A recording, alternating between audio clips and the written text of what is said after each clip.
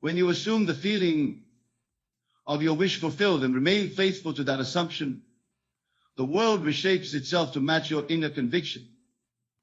Consider for a moment what you truly desire in your life. Is it wealth, love, recognition? Whatever it may be, it already exists in the realm of infinite possibility.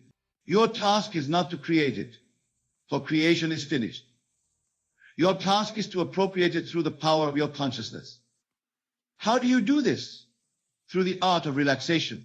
When you truly relax, you enter a state where your conscious, intellectual mind with all its doubts and fears subsides, and you slip into the state of your subconscious mind, which is the realm of manifestation. It is in this relaxed state that the seed of your desire can be planted effectively. Many of you are trying too hard. You are using forceful power and external action to accomplish what can only be done through the law of consciousness. This is why so many of you are frustrated, for you are working against the very law that would set you free. You are like someone standing at the shore, commanding the tide to change through shouting and physical exertion, when all that is needed is patience and understanding of celestial mechanics. The Bible, which is the greatest psychological book ever written, tells us, "Be still and know that I am God." This stillness, this inner quietude, is the state of relaxation I am speaking of. It is in this state that you connect with the creative power of the universe, which is your own wonderful human imagination. When I tell you to relax, I am not merely suggesting a physical state of ease, though that is important. I am speaking of a profound inner knowing, a complete surrender to the truth, that what you desire is already yours, in the realm of the invisible. For everything in this world first existed in the imagination before it was brought forth into tangible expression. Most of you here tonight are making the mistake of struggling, of fighting against circumstances, of resisting what appears to be the current reality of your life. And in that very struggle, you are perpetuating the conditions you wish to change. For whatever you resist persists. Whatever you fight against, you strengthen. The secret is not in doing, but in being. Let me tell you a story of a dear friend who came to me in despair. She had been struggling for years to establish her business, working tirelessly, sacrificing her health and relationships, yet making little progress. I told her what I'm telling you now: relax, and you will manifest everything you want. She looked at me incredulously, as perhaps some of you are doing right now. How can I relax, she asked, when bills are piling up and competitors are taking my clients? I explained to her that her very tension, her anxiety, her struggle was creating the reality she was experiencing. For we do not manifest what we want, we manifest what we are. And she was being a person in struggle and lack and fear. I instructed her to spend 30 minutes each evening, just before sleep, in a state of complete relaxation. During this time, she was to imagine herself in her office, receiving calls from new clients, looking at her bank statement showing abundant funds, accepting congratulations from peers on her successful business. Most importantly, she was to feel the naturalness of this scene, to feel as though it were already a fact. But this isn't true, she protested. It's a lie, a fantasy. And here, my friends, is where most people falter. They refuse to imagine what contradicts their sensory experience. But imagination creates reality. The very act of assuming the feeling of the wish fulfilled is what causes it to objectify in your world. She agreed to try my suggestion, skeptical though she was. And what happened? Within 2 months, her business began to change. New opportunities arose seemingly out of nowhere. A large client who had previously rejected her services reached out unexpectedly. A marketing strategy she had implemented months ago suddenly gained traction. And by the end of 6 months, her business had transformed completely. Was this coincidence? Absolutely not. It was the law in operation, the law that states consciousness is the only reality, and changes in consciousness are reflected in changes in circumstance. Now, some of you may be thinking, if it is as simple as relaxing and imagining, why isn't everyone successful, healthy, and fulfilled? The answer lies in persistence and faith. Most people try these principles briefly, see no immediate results, and abandon them for the old familiar patterns of struggle and effort. They do not understand the gestation period of manifestation. When a farmer plants a seed, he does not dig it up every day to see if it's growing. He trusts in the law of growth, knowing that if he has planted properly and provided the right conditions, the seed must develop into its full potential. Your desires are seeds planted in consciousness, and they too require trust in the process of invisible growth before visible manifestation. Let me be very clear about what I mean by relaxation. It is not laziness. It is not inaction. It is not passivity in the face of life's challenges.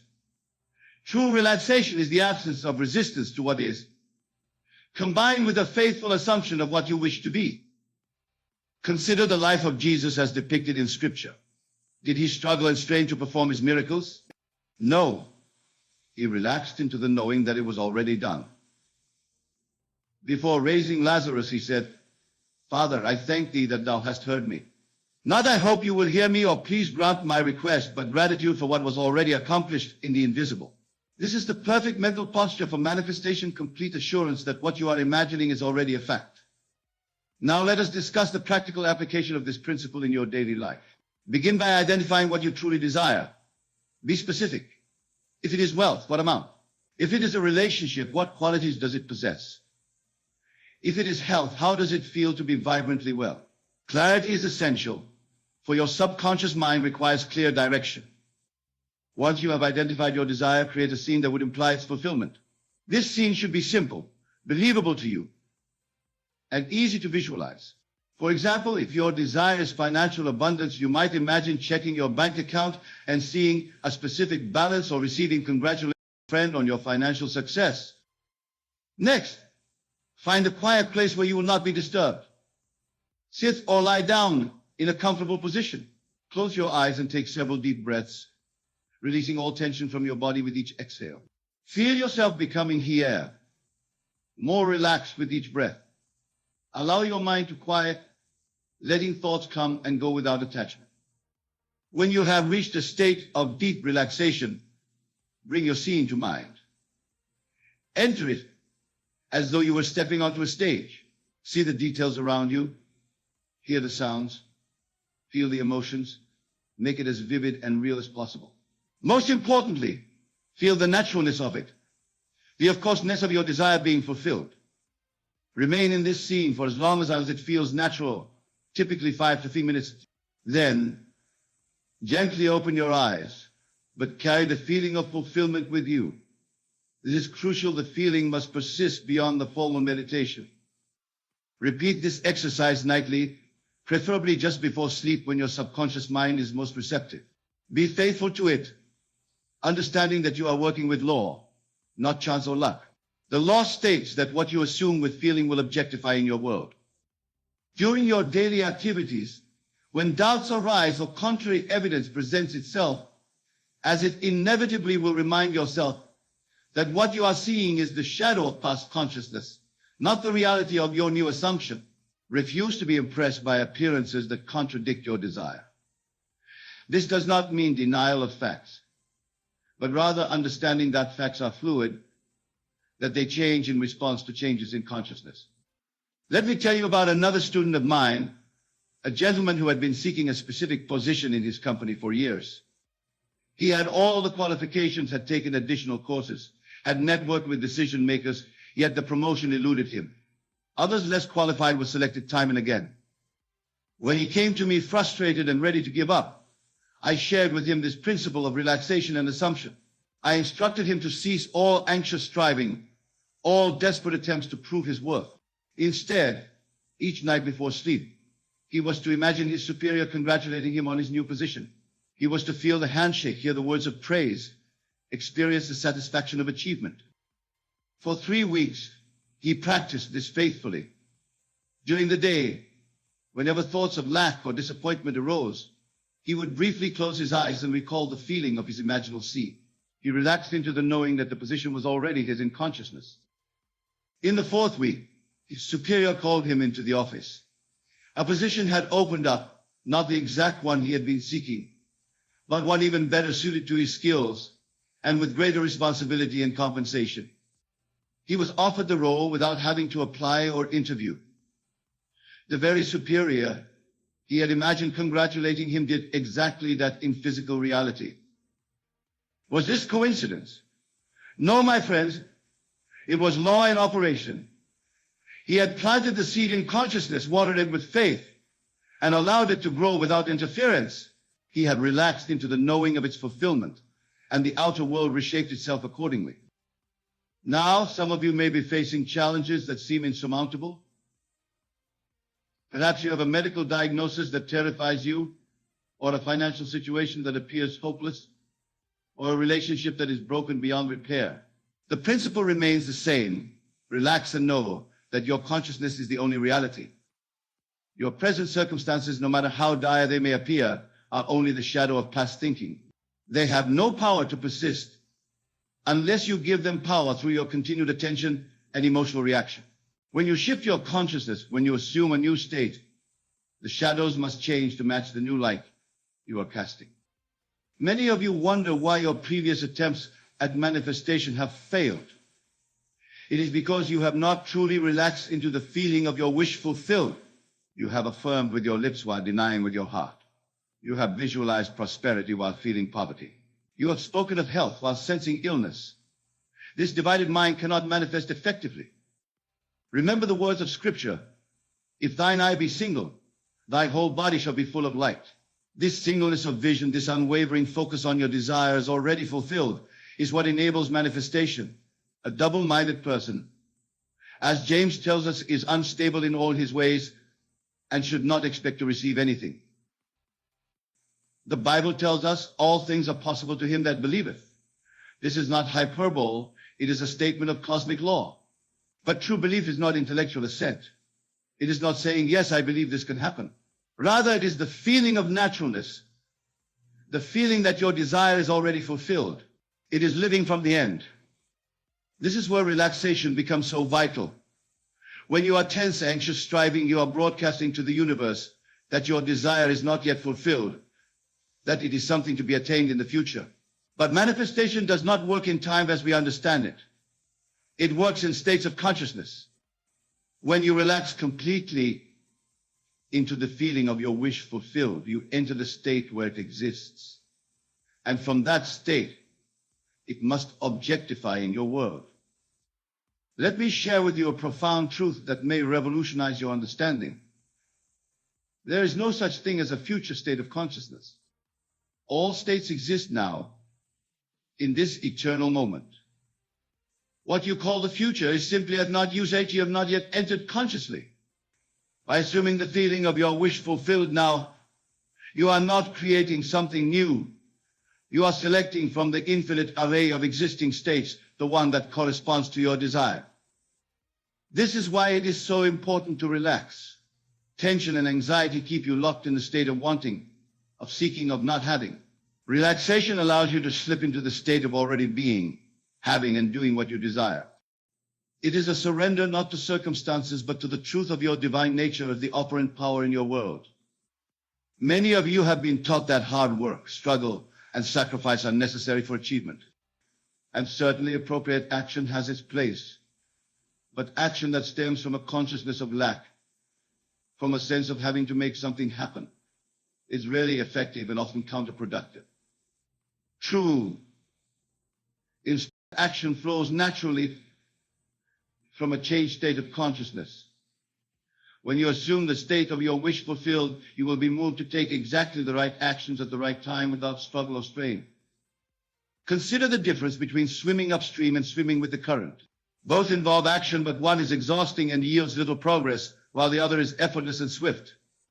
Let me tell you about a woman who came to my lectures many years ago. She had been diagnosed with a condition that her doctor said was incurable and progressive. Medical science offered management of symptoms, but no hope of recovery. She was understandably frightened and discouraged when she first heard me speak about these principles. After the lecture, she approached me and asked if this law could work even in the face of such a diagnosis. I assured her that consciousness is the only reality, and that a change in consciousness must result in a change in conditions, regardless of the apparent fixity of the physical world. I suggested that instead of fighting against her condition or fearfully monitoring her symptoms, she should relax completely into the consciousness of perfect health. Each night before sleep, she should feel the naturalness of moving freely, of having abundant energy, of engaging in activities that her condition had prevented. Furthermore, I advised her to mentally hear her doctor expressing amazement at her recovery. She practiced this faithfully, despite occasional setbacks when symptoms flared and doubt crept in. On those days, she would simply return to her practice with even greater determination, understanding that the outer conditions were merely shadows that had not yet caught up with her new consciousness. Within 6 months, her symptoms began to diminish. Within a year, her doctor was indeed expressing amazement at her improvement, ordering new tests to understand what had happened. Today, she lives a life free of both the condition and the restrictions it had imposed. Was this a miracle?